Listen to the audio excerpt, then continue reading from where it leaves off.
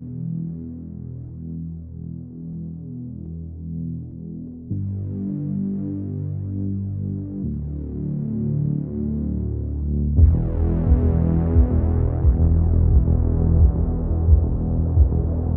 one knows, no one knows. We all woke up in a upside down, turning inside out, like we've all been led astray. We've been standing on the outside in, trying to find our friends, like we're all just castaways. Feel like we've been missing out. Hello there, and welcome to RickyLeaks.com, another installment of our fiction deep dive into series of 7, where we look at all type of written word, fictitious, metaphorical, myth, legend, and we look at all of these different little stories and see how they can help us kind of get a grasp on reality. And believe it or not, reality is much stranger than fiction. So everything we talk about today is available at RickyLeaks.com. Everything from small rabbit holes to cures to much bigger rabbit holes where aliens and vampires and parasites and witches and real life zombies all have a place in not only fiction books, but also real medical journals. We cover body snatchers, I am affirmations, defense against the dark arts. We explain how your tax dollars actually funded things like we see in Stranger Things. We cover portals and dimensions and Lord of the Rings and even the principles of hermetics. Oh, me and my husband did that little plastic masonry. It's a Lego movie. Oh my goodness. It's a Lego movie deep dive that my husband and I did. It's really cute. So we have all of these type of videos alongside my videos using elements given to us by God to cure every disease known to man. So my website is RIKILEAKS, and today I'm joined with 2 friends to help me delve into Harry Potter. Welcome for the first time to our channel, Alexis Rose with Ascension Diaries. Thank you so much for bringing your knowledge of space weather and the tarot, all things heavens with you. And Jenny Constantine, thank you for coming back on the channel. I cannot wait to delve and see your take on the freaking boarding school of all magical boarding schools. Let's do this. We've already done a lot of these videos. There's, I would say, a bunch of prerequisites before having this conversation about Harry Potter. The Harry Potter universe, it was inevitable. We were eventually going to talk about this subject because there's no way to talk about a world where Christians are hiding from a magical force that is being taken over by reptilian humanoids and dark wizards, and they're actually coming into every part of the government sector for really the past 600 years, but it's really gotten bad since 1990s because that's when the Dark Lord came back and he started slowly invading all the secret societies, which we could actually see evident here in America from race riots in 1992, and those very same young gentlemen were telling us that there's a war going on behind all of ours backs and we don't know about it. So this is putting some things into perspective of a different dimension of sorts. And like I said, if you haven't already watched my Journey to Truth videos on vampires and witches and magic in real life, I highly suggest you watch those first. Hello there, and welcome back to all 3 of our channels. Say hello, girls. Hello. Hello. Today we are joining forces for probably the most in-depth magic talk to date. Welcome with us, Jenny Constantine. We have already done, I think, 4 or 5 videos together covering the principles of hermetics, and even we just did a little Halloween covering Wednesday Addams and the first talk of magical boarding schools. So thank you so much for joining me again, Jenny. And Alexis, I'm so happy that we met this year. It's still a new friendship. And when you meet someone who gets you, who's like, all right, let's talk about getting rid of the evil demons. I'm on this. You have to just hold them tight and close and never let them go. So thank you, Alexis, for joining us today on this Harry Potter magical talk. Thank you for having me and for allowing me to host us and trusting me with this container today. If you guys are not familiar with StreamYard, is a great tool as other things are becoming a little bit weird. So we're here dealing with those forces in our technological efforts as well as we're talking about stuff that didn't involve computers at all. So it's weird. We have to like combine these worlds in the modern time, and it's a fascinating conversation. So I'm glad that we're having it. Huge synchronicities the last couple of months about all this. So I'm ready. Like, you guys have no idea what we're prepared for you. It's going to be wonderful. So stick around. This video is going to be great. Thank you for explaining that. Like, we have to join forces. We have to bring in this modern magic that is in all of our home, which is just simple Wi-Fi, your simple computer. And we have the ability now, which is something we would have never thought of 20 years ago, to just quickly jump on a video screen call with 3 friends from around the country. Like, unheard of. That's stuff that you saw in like Back to the Future, realistically. And I want to remind people of this because we use magic every single day. And all 3 of us have people on our social medias and comments going, you guys are using magic while they're on a magical device known as a cell phone.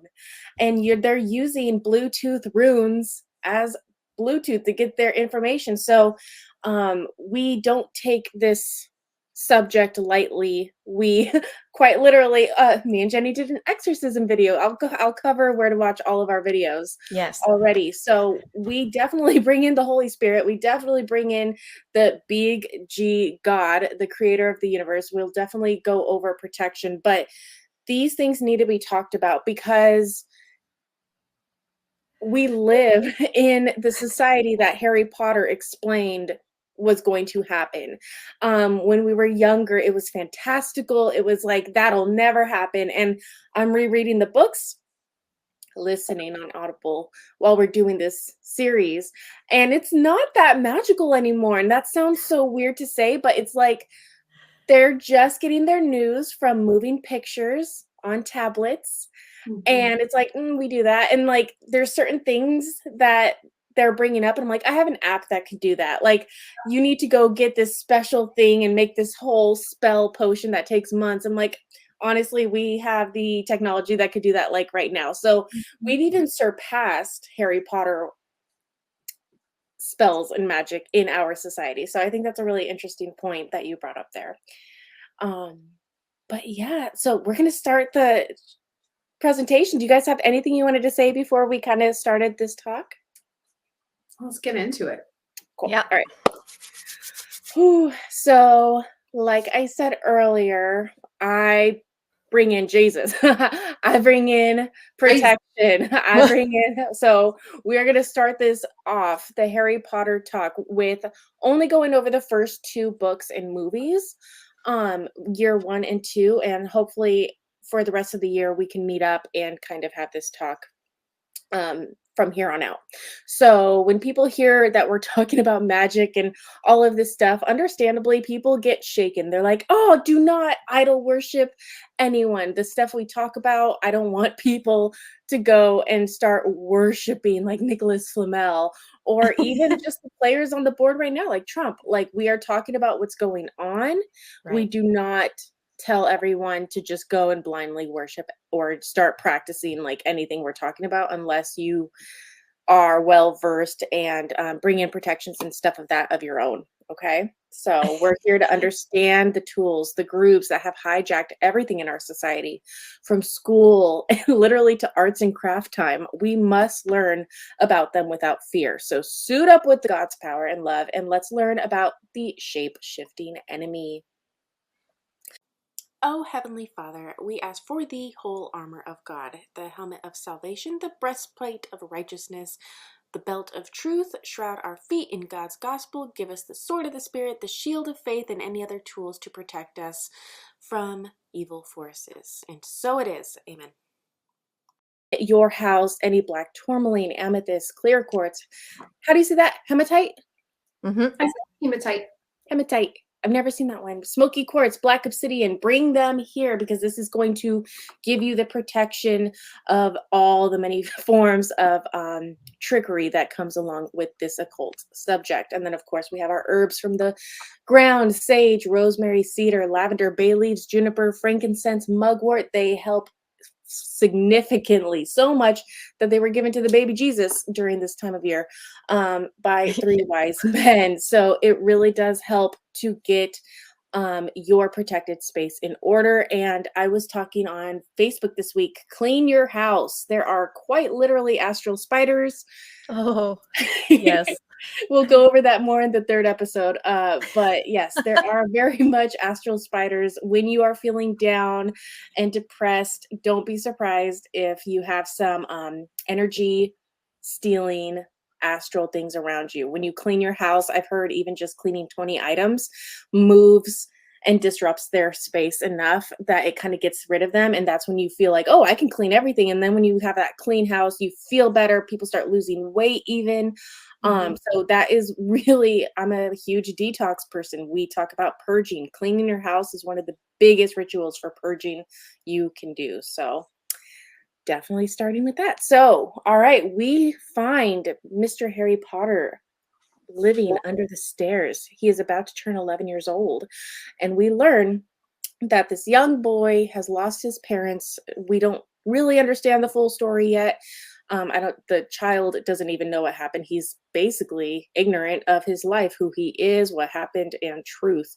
So we meet this little boy as he's about to turn 11, and he starts receiving letters through the mailbox. So we don't even have to talk about the staircase right now, girls, but what do you notice with this beginning of Harry Potter before he knows everything? I would really be interested in your guys' point of view.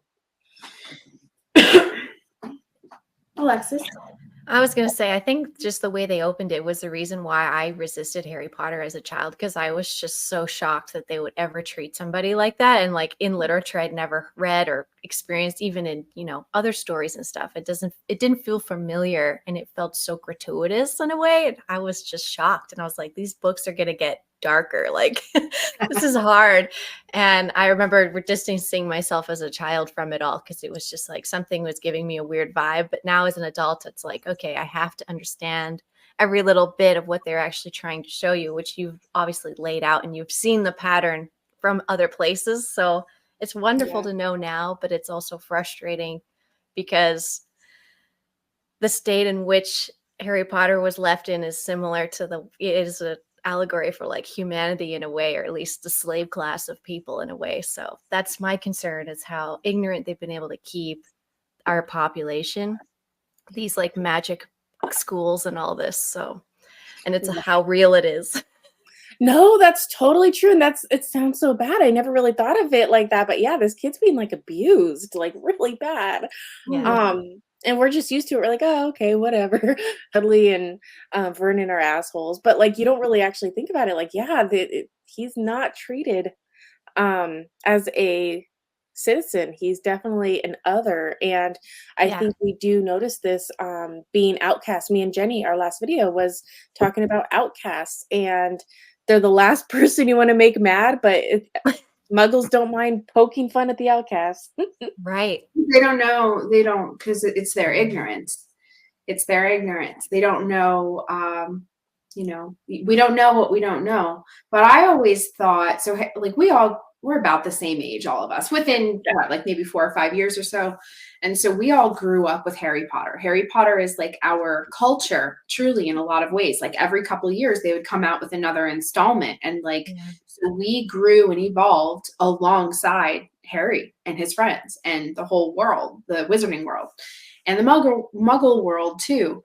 But the idea of being under the stairs, I mean, you've laid it out really well here for us, the Masonic symbolism and the implications that, being under the stairs or at the base, at the bottom of the stairs, is sort of synonymous with the idea of ignorance. Right there, you say it.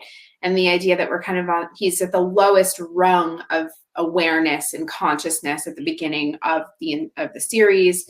And the entire thing is the allegory of him moving up the stairs, sort of coming out into the light, from dark to light. And his consciousness, now he can move up the rungs of consciousness.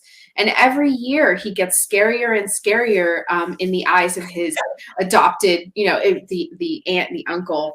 They become intimidated by him almost as soon as those letters come in. They're terrified. They know. And I have a lot of thoughts on the relationship between Aunt Petunia, and Harry.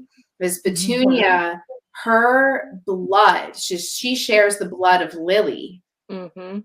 And Lily's blood is like, that's to me the crux of the entire Harry Potter series, was Lily's sacrifice. And so the only reason that Harry was safe in this house, in the home of the Dursleys, is because of Petunia's shared blood with Lily. As long as he was there, he could not be touched by the Dark Lord.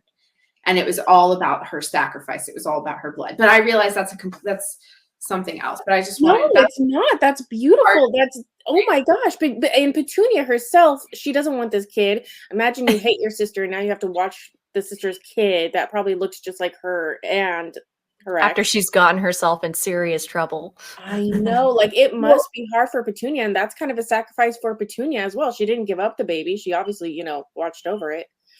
Well, I don't know if you guys know this, and you probably do, but when Lily and Petunia were young, very, very young, and Lily got her Hogwarts acceptance letter, Petunia wrote a letter to Dumbledore and said, "Please, can I go too?"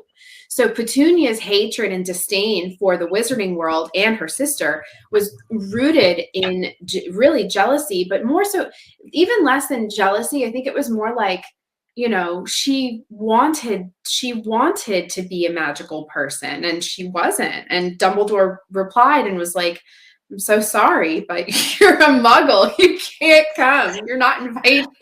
Oh, she can't go here. She doesn't even go here. She doesn't even go here.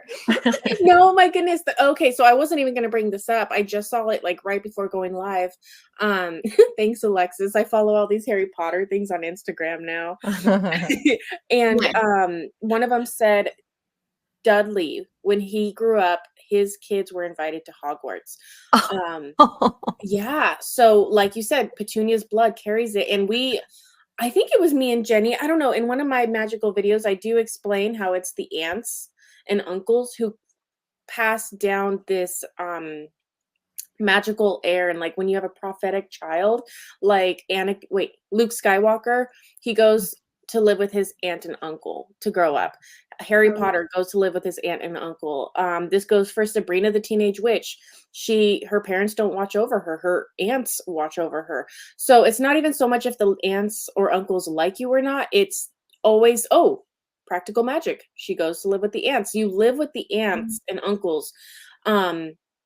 Magical children do. I don't know what it is about it, but there's a lot of prophecies that bad people are looking out for these children, and they're constant. I mean, this is tale old as time. Exodus. Hey guys, this is the part that I wanted to correct myself on. See, I'm a Virgo. I even correct myself. I correct everyone. I'm annoying. I know. But like Hermione, we're the ones that you need to, have on your team, because we save the world from reptilian overlords. Because we don't let anything go under the rug. So, Magi. Christians, they hear Magi and they're like, "Oh my God, that's horrible, satanic." But you can't tell the story of Jesus, baby Jesus, without the Magi. Here's the reason why. King Herod tried to kill baby Jesus, and he would have succeeded if the Magi's listened to their orders. But they were intercepted by an angel. They were given knowledge that they did not previously know, and they realized, we really can't kill this baby Jesus. So we're going to give them gifts, if anything. And they actually gave their magical abilities gifts. They gave magic gifts to protect the baby. So instead of killing the baby, even if they didn't give the baby gifts, which they did, but they did. Even if they didn't, they gave him the gift of life, because they were supposed to kill and murder this amazing prophetic child of God. So that's why it's so important to truly believe that you are a creation and a child of God, because you get like the best protection right away. But a lot of people don't want to do that, and they spend a lot of time, ironically, being scared of the one idol that God told them is okay, and it's their vessel, because he gave them heaven within their body, so that he will be able to be protected if they just believe that they can be protected. So I don't want to hear anyone talking ill about magi if you truly believe in the story of Jesus, which they're all fiction, right? So that's why I cover it in this video, where fiction dictates reality, and the real fiction, or the stories that were written, turn into real life happenings. And that is the truest form of magic, is the written word. You're using a wand of quite literal elements that are in quills and in the beginning stages of pattern design and creation, which is simply pen to paper, pencil to paper. Pencils, oh my goodness, that's really a wand. That is quite literally lead encased in wood. That's a wand if I've ever seen one. But if it was a wand, you wouldn't want rubber at the end of it like an eraser. You would want that separate so that there's nothing ruining the conduction of energy. So little things out there. I can see real life magical tools all around us, and people don't tend to think or realize and think and give gratitude and realize all the good that comes from the magic that we use every day. Now, there were prophecies that certain people would be able to harness this magic differently than others, or maybe be a flame, a starting match to a lot of people learning this information really quickly. So that is why bad guys will try to tell the future and find a prophetic child that will rise up against them, and they try to kill that child. But in killing the child gets away, which makes the whole thing happen. And this is a story old as time. The Magi were supposed to kill Jesus, but they ended up not. These are wonderful instances of three magic folk. And then we have the Pharaoh trying to kill Moses, and he didn't, which brought down his empire. Then you have, even nowadays, we hear about baby killing and child sacrifice a lot, and we're going to hear about it even more. These are the old magic that, if you're ignorant to all magic, you are allowing the old magic to take over. And this is a story old as time, and if you believe in certain fiction stories like the Bible or Harry Potter, then that probably means millions of other people do too. So regardless if they are written stories or not, they are going to happen. So we need to start paying attention to what was written down, because our ignorance will allow it to happen. And I don't think anyone wants that to happen. Sure enough, you try to kill all these babies, but one always gets away. And it's almost like this Star Wars effect where humans just don't know how to deal with prophecies. I don't even think wizards do, because they hear something and they make it end up happening instead of like trying to stop it from happening, where if they would have left everything alone, it wouldn't have happened. It's so interesting. As a tarot reader, that couldn't be more true. And it's a bit of a paradox. It's like a paradox in our field. And you know, you guys read, Alexis, I know you're a reader. It's the power of suggestion it's such a huge thing, like the responsibility of now knowing this information. We know the prophecy. Now, are we going to subconsciously perpetuate it, make it happen? Or are we going to rally against it, do everything we can to change it? So it's a really interesting paradox. It really is. Yeah. Thank you so much. So I understand what we're about to, like, we have to cover Freemasonry and what Jenny just explained. I know many people who are scared of the tarot, and they're like, you're talking to demons, and like they go into demonology really quickly, because when you talk about Freemasonry, again, I have covered this. I will show you guys where to find all of our magic works up till this point. But with Freemasonry, this is something that you deal with. The very first thing you kind of learn as a Freemason is the Testament of Solomon. It's this story where King Solomon goes into a cave, finds 7 demon lords, and they're scared of the surface. And he's like, why are you scared of the surface? And they're like, there's angels up there that can kill us. We have equivalent angels that can control us. And they explain to King Solomon that if you have the Ring of Power, which is a pentagram ring, you can control all the demons. So if a good guy, in theory, has this Ring of Power, great. The demons are controlled. We're not going to have to worry about them. But if bad people have this same exact magic, that's where things get dicey. And the whole thing about Freemasonry and royals is trying to follow this King Solomon bloodline. And things get shady really quickly because it starts off with like Queen Mary having her baby stolen from her, quite literally by vampires, and changing the entire Bible as we know it. Books were taken out, passages were taken out, words were changed. So yeah, there's no way to talk about magic and secret societies without talking about Freemasonry. But as you can see with this staircase, what a lot of muggles and normal people don't understand, you just hear stuff and you're like, oh my God, he's a Freemason. Well, you guys, okay, what kind of Freemason? Is he or Scottish Rite or York Rite? Because these are the two biggest lodges here in America and they're ran very differently. I can already see a couple problems with one over the other. This one has 33 steps.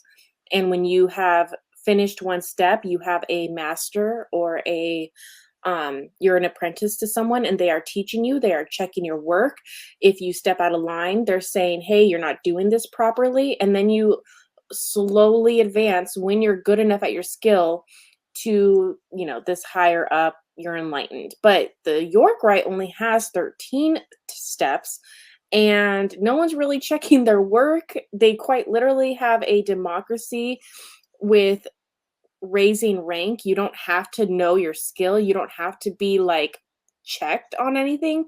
And it's very much a pay to play way of obtaining knowledge because there's only 13 steps. And since it's a democracy type system, you can have, let's say, Hunter Biden be taken to the top of the ladder really quickly because his daddy got a bunch of friends to vote him in. He doesn't actually need the knowledge. So when people are talking about Freemasonry, it's like, okay, I can already see how there's two different sects here in America and they're very, very different. And I can see one kind of doing not so good as the other one. So when we talk about Freemasonry and Harry Potter, there's a lot of equivalence. We're going to go into Diagon Alley really quickly here. But we start off, Harry gets a letter. He gets invited to a secret society. And after watching and reading the books, I'm like, they should have just sent him a howler. Like they had the ability to stop with all the like secrecy of the invitation by just sending a howler like, hey, you're invited to this school. Right. It's so funny. So masonry quite literally means brick masons. Also, this goes for a lot of trades, steel, electricians. We have tradesmen in our towns, and our towns tradesmen, they could build a town as great as Rome. They can destroy a town as great as New York. So this is why it's very important that construction of all sorts is always targeted as the first people to kind of join. So you get a letter, you start joining. The low ranks literally starts off as the same letter that Harry Potter got. And then masonry is quite literally magical bricks. And I wanted you girls to talk. I didn't really write anything else, but I mean, owls and the symbolism of owls. I know when I think of owls, I think of like the Fourth Kind movie, which is quite literally like aliens, and they show themselves to whoever sees them as owls. And it's like really scary because it's like, I know they're a messenger, but are they a messenger of good or bad? Does anyone want to speak on owls? Well, I definitely had an owl. There's an owl that lives around my house and it will land on the house and like give off a few coos once in a while. And it's always just so eerie. Like, okay, what do you want? Like, okay, I hear you. Like, all righty, it's the nighttime. Like, what's the message? It's just funny. They're a little territorial, it seems like. So I feel like lately I've been being followed around by the owl energy a bit, but it's just because they like magical people, I think, as well. So it's almost like comforting. It feels like we're all just kind of hanging out. Well, it's Jenny? fun.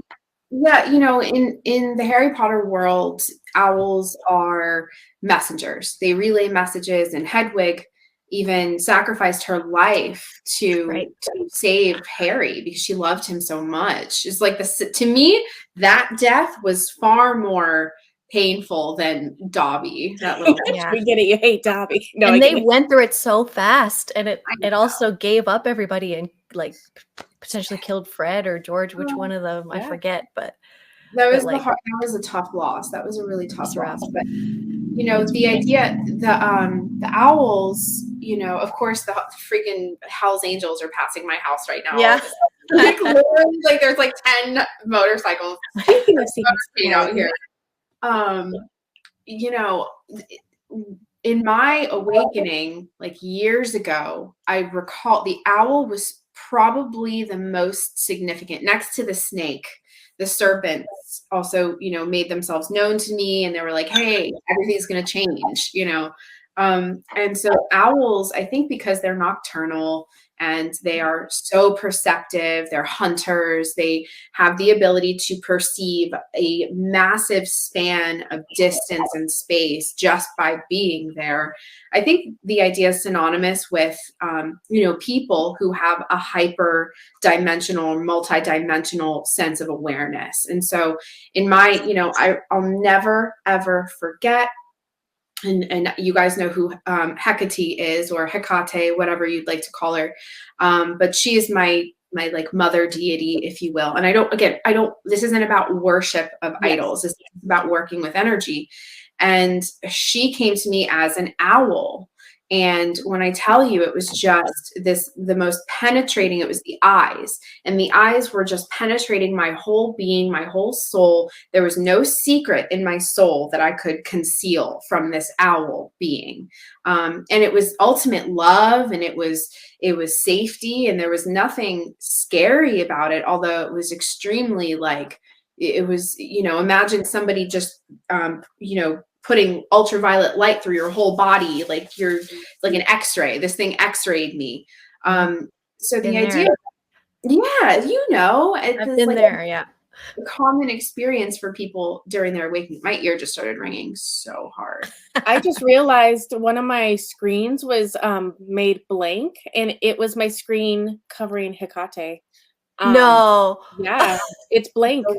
So I'm gonna make it really quick. Sure. A lot of people, we catch a lot of flack in this field because, you know, we work with a lot of Christians, and, you know, people that they're Christians, but they don't completely understand the Bible or the Jesus story. And so they have this inherent guard. They're very guarded against these deities and these energies. And if you're afraid of it, then you shouldn't work with it. Point blank, that's just my general philosophy. If you're scared, then don't even go there, because you'll align yourself with like a negative experience of that situation. I never had fear of Hecate, and she knew that. And so coming to me was like a natural, it just felt like a very natural course of action. But she uses the owls, the snakes, the spiders, all of these nocturnal sort of creepy crawly things that people associate with like darkness and bad things. And I think that, you know, her whole thing is the downtrodden. It's she helps those who the rest of the world shuns, you know, like looks over, you know, judges. That's her whole thing, is she comes to those who are kind of the underdogs, the people that are not, you know, loved that much.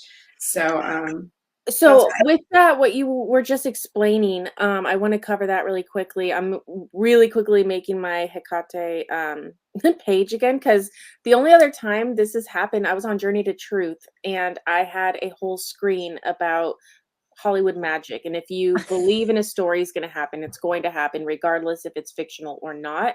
And that's how these fiction characters come to life, which is why I talk about the Bible so much, because it doesn't matter if it was edited by the Council of Nicaea, which like totally it was, but like because people think it's going to happen, it's going to happen. Like it's in the consciousness of everyone. They think it's going to happen. And like Jenny just said, if you're scared of it, if you think something bad is going to happen from this energy, don't play with it. And literally Yoda did not want to bring in Anakin because Anakin was too fearful. And he's like, we cannot teach this kid he's going to allow the Sith in because he's so fearful. And sure enough, he made his wife die, even though she didn't have to, just because he thought it was going to happen. And like Vader came from that. Yeah, so those obsessive looping doom thoughts are something you should really be careful of and seek help about right away, and talk to anybody about it, one of us even, if you want, because that's classic. And preparing for this video, what was coming through for me was beings and entities that wander around, especially in the United States, that try and lure you in with screams, with those kinds of thoughts, even the taste of blood in your mouth. Like all this week has been research about that. And last night we had a visit in a way, and we had to deal with that personally. And I was prepared, but not everybody in the house was prepared. And it still happened. And unfortunately, I woke up in a bliss while chaos was going on. And that can happen too. It's like tuning your frequencies. It's like almost like the music of these beings can pull you in and then train you on, like the Pied Piper. But you have to maintain in your own frequency. And if you don't like what you're hearing, tune your radio a little bit, raise your frequency out of range, and you'll be in a different reality. And all these are layered on each other. And Harry Potter reality, in my opinion, is a layer of that too. They're trying to, I would say, bring breadth to, and like authenticity to, in order to continue manifesting it more. But also it was almost like trying to be reborn, because it was being shoved down by like modern muggleness in a way, but it was causing problems. And you know, people need to know how to deal with spirits, with their own spirit, and so on. So especially, I didn't even know how to say Hekate's name, but she came through this week too. And I was like, oh, I know your name. I was like, I've seen you around, but I don't know you. So I was like, oh, there's a few. And then I saw Diana was another one, which was one I usually see. So Artemis or whatever. And I was like, okay, so the witchcraft almost is like talking about these feminine entities and what they do, and it's something I don't even know. So it's like studying Harry Potter is like catching up on all this like real stuff as well.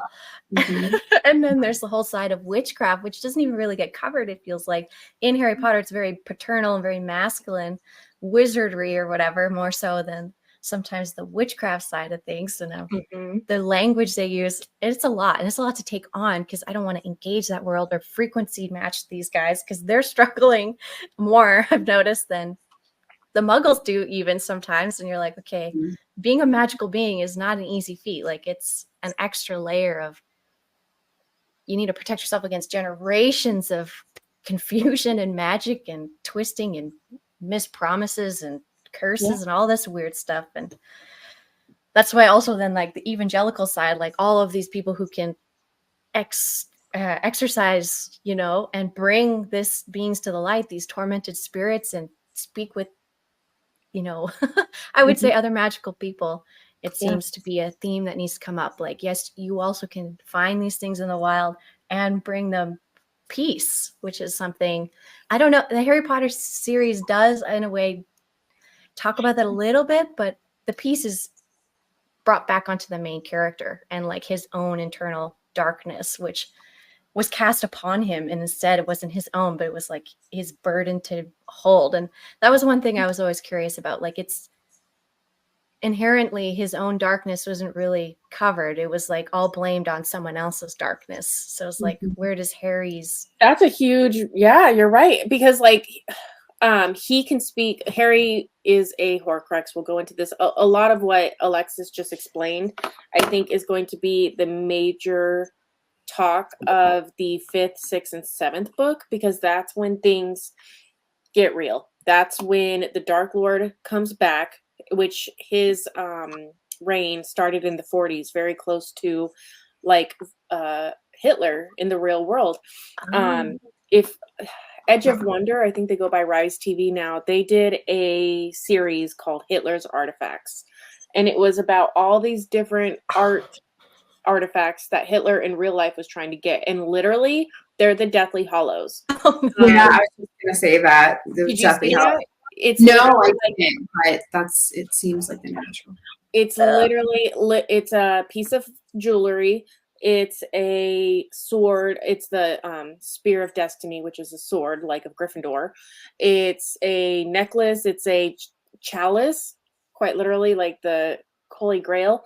So we see in real life, and Jenny and I always talk about like the Knights of the Round Table is a very real example of our life. So this is all going to be talked about later, but since we brought it up, Hogwarts Legacy Yes. is an amazing, I almost like it better than Harry Potter, honestly. It was an 1800s version of the universe that they had to go through, and they did have a Professor Hecate. They didn't have Hecate or Hecate. It's like no E at the end. It's just Hecate. So she's like one of this older, she's like one of the most brilliant professors at Hogwarts, and I love that they did an ode to the Hecate character.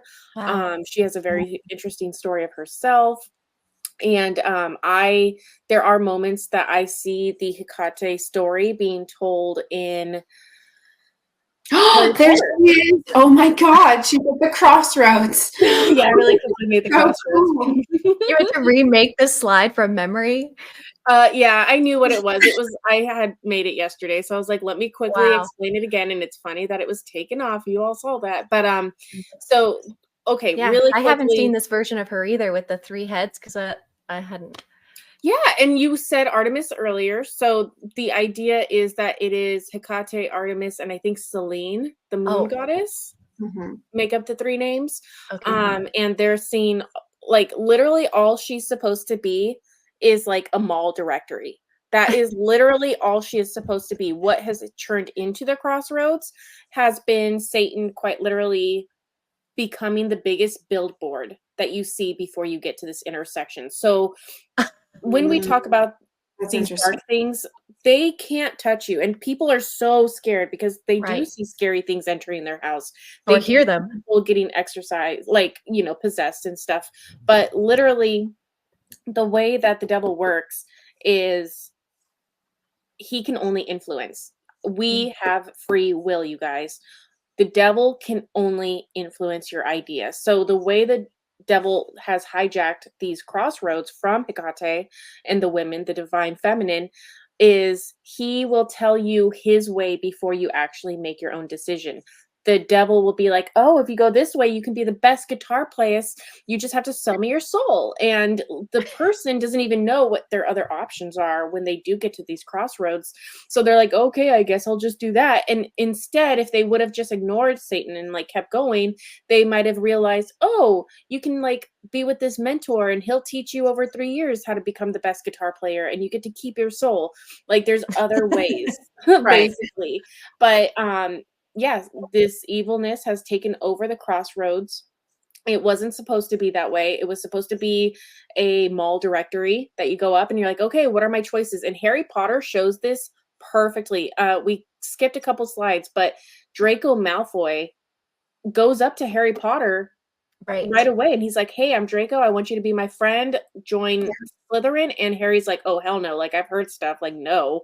So he makes the choice and he tells the dark family, because Draco's dad told him, when you see Harry Potter, go make friends with him. So Harry says, no, go away, demon. Like, I'm not joining your forces. He could, like, quite literally makes his own way. And that goes into even telling the Sorting Hat, not Slytherin. He very well could have been a Slytherin if he didn't make his own choice and tell the Sorting Hat, like, no, we're not doing that. Really quickly, just let me go over this. Removing glass. Okay, we were talking earlier. Hogwarts is a school of witchcraft and wizardry. This has nothing to do with gender. We all think wizards are boys, witches are girls. No, witchcraft per the Hogwarts universe is a skill of a craft that you can learn. You can learn the tarot. You can learn astrology. You can learn the heavens. You can learn potions.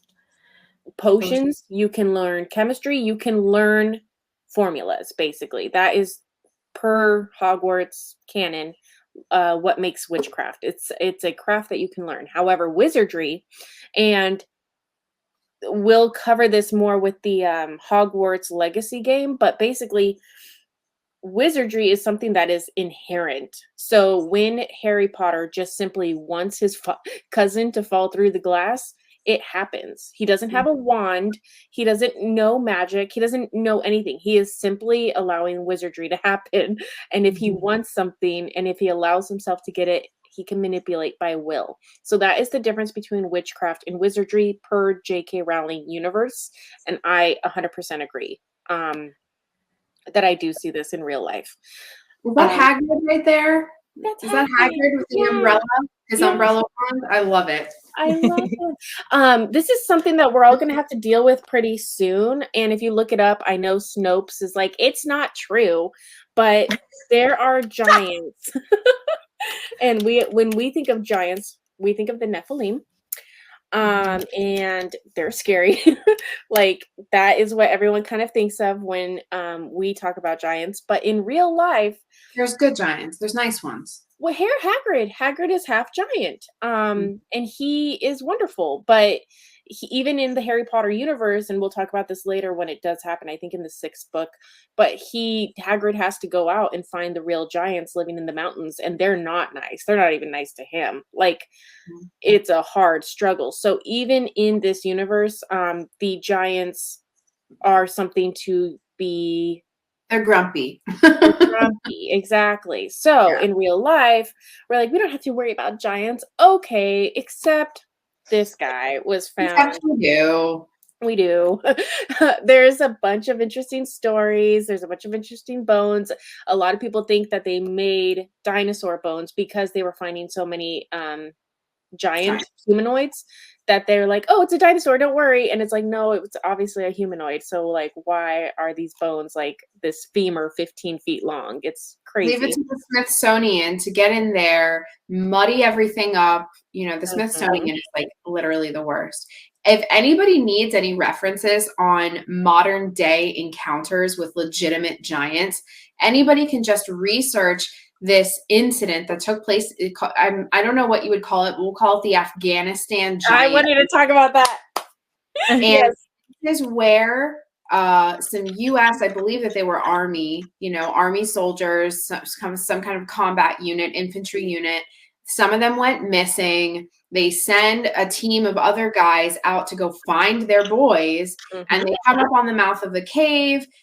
There it is right there. They see remnants of their gear everywhere.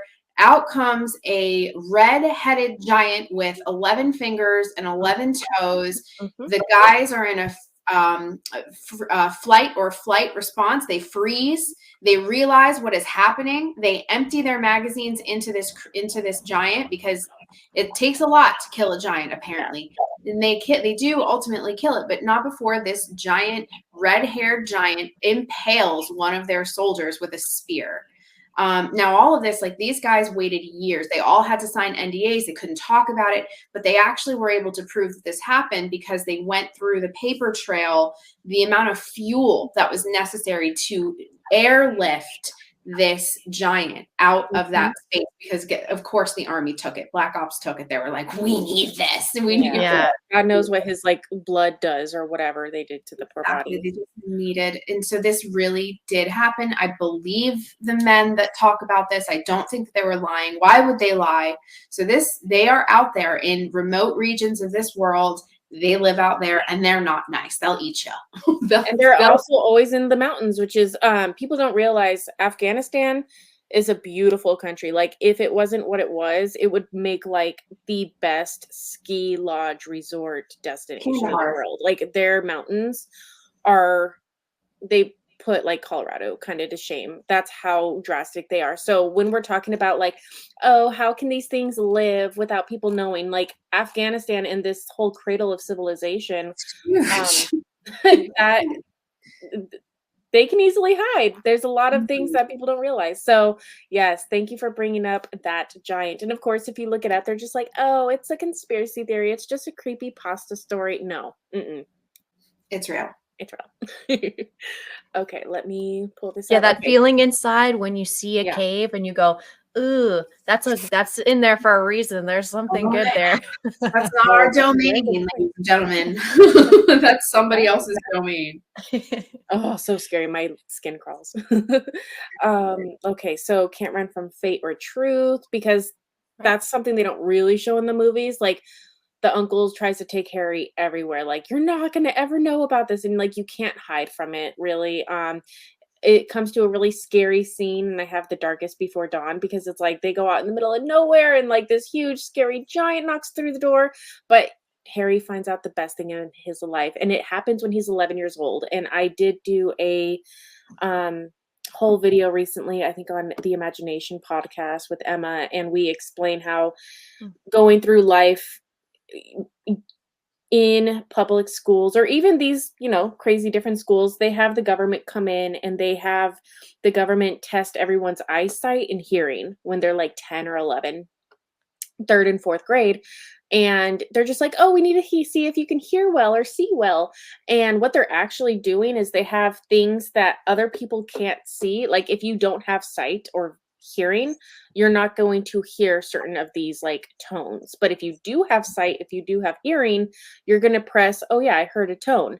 So the government is finding which kids have sight and hearing, these kind of like wizardry powers, through sending government people to the schools and literally testing their sight and hearing. And we just think, oh, it's for the poor kids.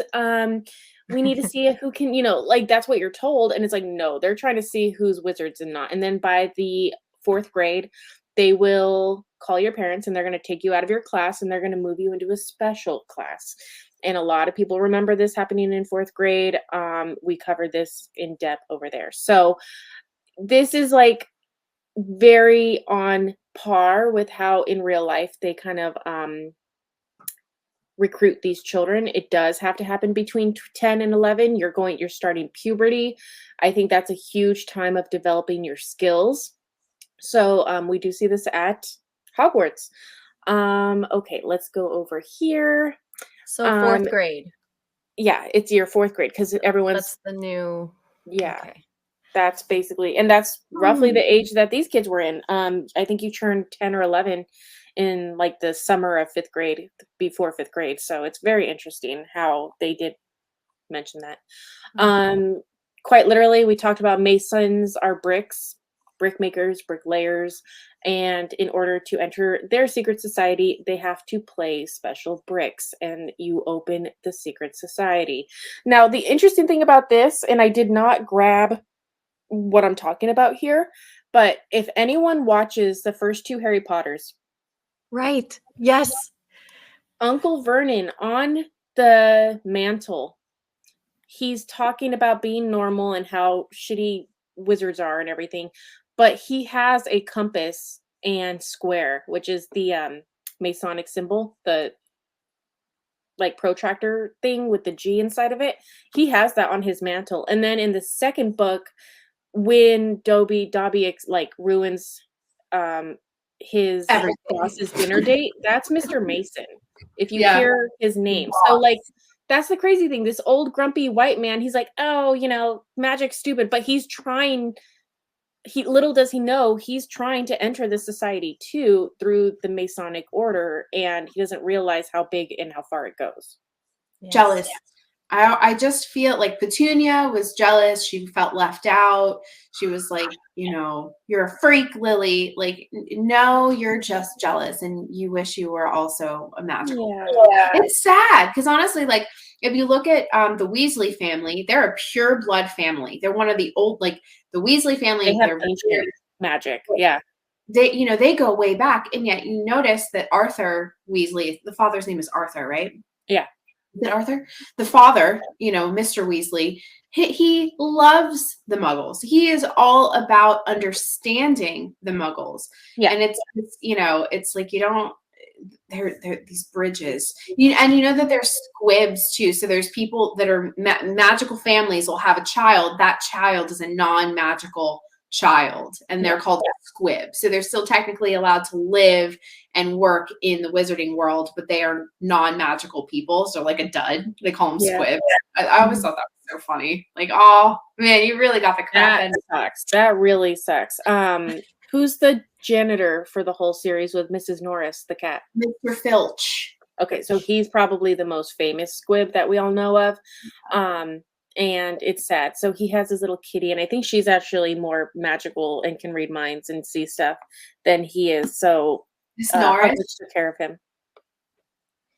Yeah. Mrs. Norris. Mrs. Norris, the kitty. I think she can see, like, when the kids are like in the invisibility cloak, Miss Norris always finds them. So I don't even know if it's said in the book, but like I think Miss Norris sees a lot. She's something else. Yeah. Alrighty. So we go to King's Cross Station. This is really interesting. I wanted to talk about the symbolism of the train. And whenever we talk about this magical influence in our society, every single time I talk about this, I always bring up the Amish communities. Oh. And the reason I bring up the Amish, if you listen to what they say, like they think they're like the old school, like when you look at some of the harsher Amish communities, there's some Amish communities that do bring in small forms of electricity, and they've done a little bit more modernization, but like the old school sects of Amish, their whole thing is the second the steam powered engine came out, they're like, nope, this is magic. This isn't magic yet. This is just entering the realm of magic.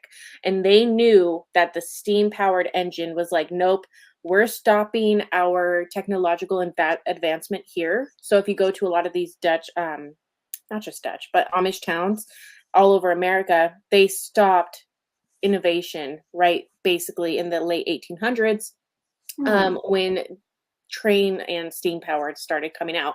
So it's interesting that Harry Potter, you have to get to the magical learning institution by train, because literally the Amish say steam engines are the very first step into the muggle world or into the wizarding world. So I think that's really interesting. Also, if you have not watched it already, there is a Lifetime type of movie explaining J.K. Rowling's life. I think it's called Into the Magic. I don't know. Look up J.K. Rowling biography, and it's like this video explaining her life and up until making Harry Potter. And she was on a train, and she fell asleep on the train, and she woke up knowing exactly how the first and seventh book would end. And she just started writing everything that she had in her dream on paper. So I think that's really interesting as well. Wow.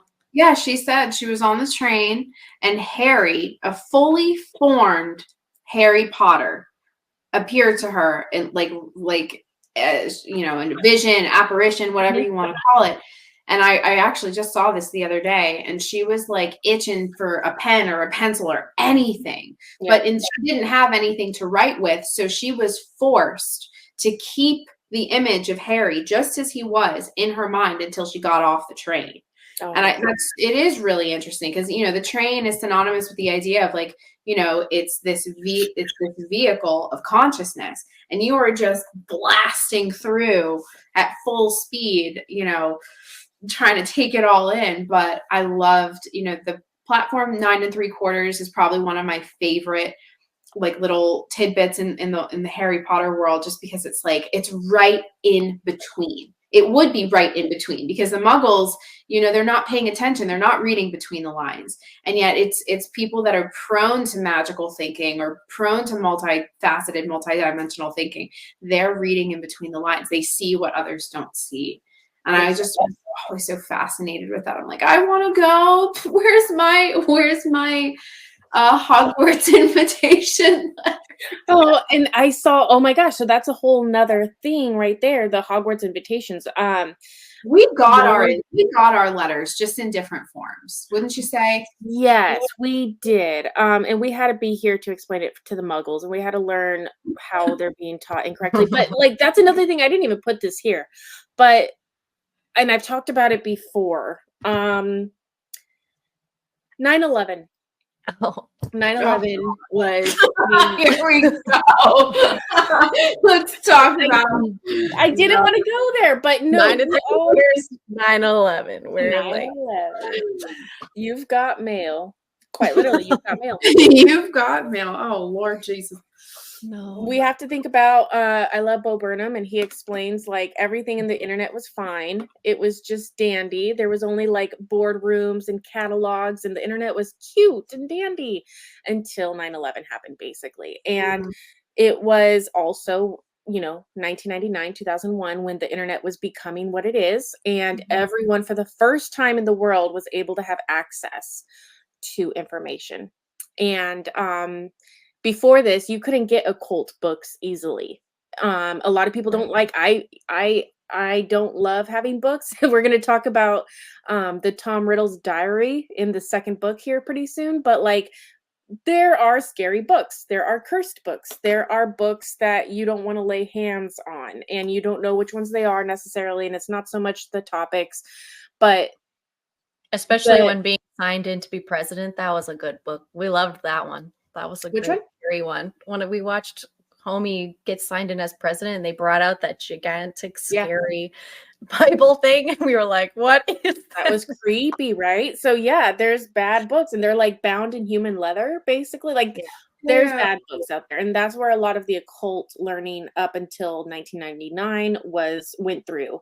And you got a lot of Lovecraft, and you got a lot of this darker magic, Aleister Crowley, and that's like all you could get your hands on. But then the internet came out, so now, and Elon Musk has, I don't, again, no idols, I don't like him, but he has told everyone, like, you guys have all the information at your fingertips, and like, you guys aren't using it.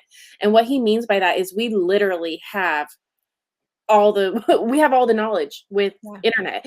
So I will beg to differ that everyone became witches and wizards after 9/11, 2001, because they gave this information, this Hogwarts information was given to the public, and there was a thousands of people massacre in return for this information.